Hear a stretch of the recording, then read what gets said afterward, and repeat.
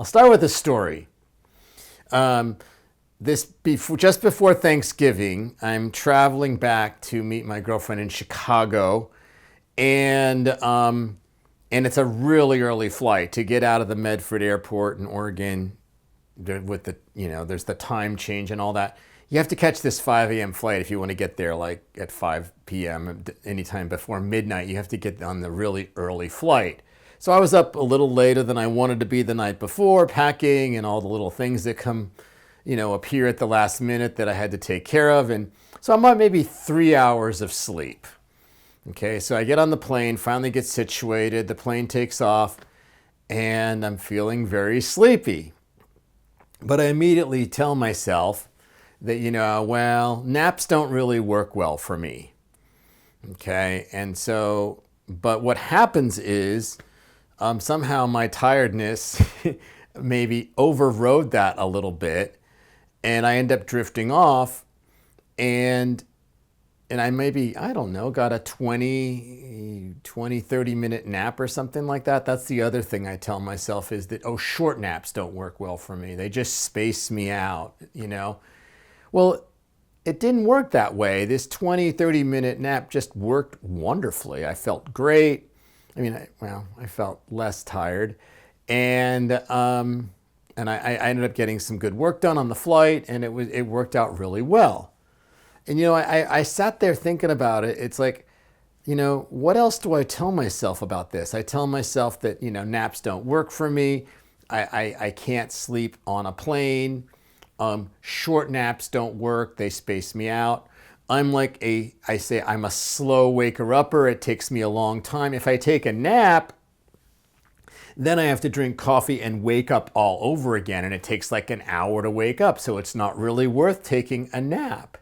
So I have all these stories, this mythology about taking naps that I've been telling myself. And yet I just took a nap and it seemed to work really well, And so then the next thing I kind of considered is how long have I been telling myself these stories about naps? And I figured probably since my mid-20s. So what is that? 35 years? 35 years I've been telling me, and not really trying to take many naps, just because I kind of had this story, and you can tell it's like a little bit part of my identity too, a little part of my ego. It's like, naps don't work for me, and I'm a slow waker-upper, and I'm this and I'm that. It's a little bit like I am this and I am that. And that's not wrong, but in this case, perhaps this has been limiting me.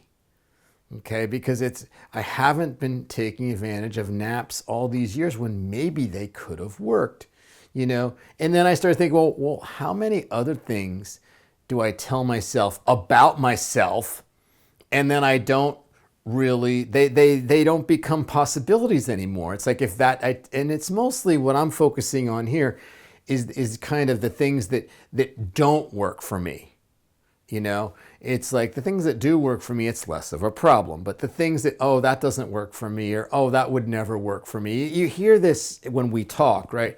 People say, well, why don't you just try this? That would just never work for me. That works for other people, but not me, And so I have these things that I say to myself, and I suspect maybe you do too, and they appear to limit us, And so what might we do instead? And I thought about this too. I'm on a plane, right? There's not much else to do. So I'm sitting there, and it's like, well, what I could do is, the other thing I want to say is this story is rooted in the past, and 35 years ago it got created. Now I'm very different now, not to mention I'm older. My body's different. As the body ages, naps are quite possibly different, at this age than they were at 25. I'm different. I've gone through all these changes and, lots of changes. And I've been meditating for that 35 years. There's a lot different of me now than there was then.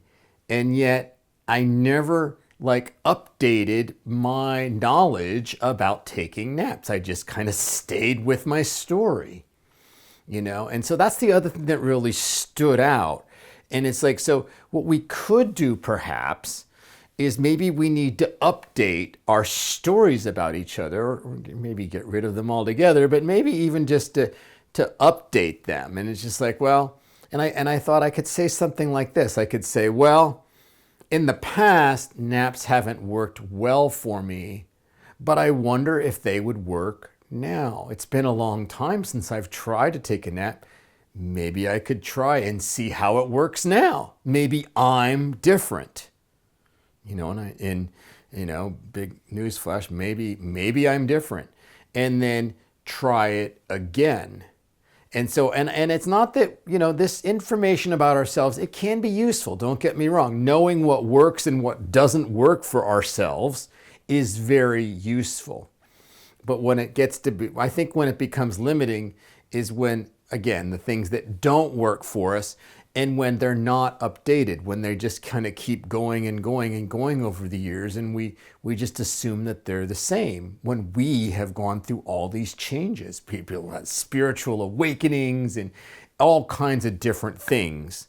And so maybe it's different now. So what we could do then is saying, well, in the past, maybe naps haven't worked so good, but I'm really tired and I almost feel like I could drift off.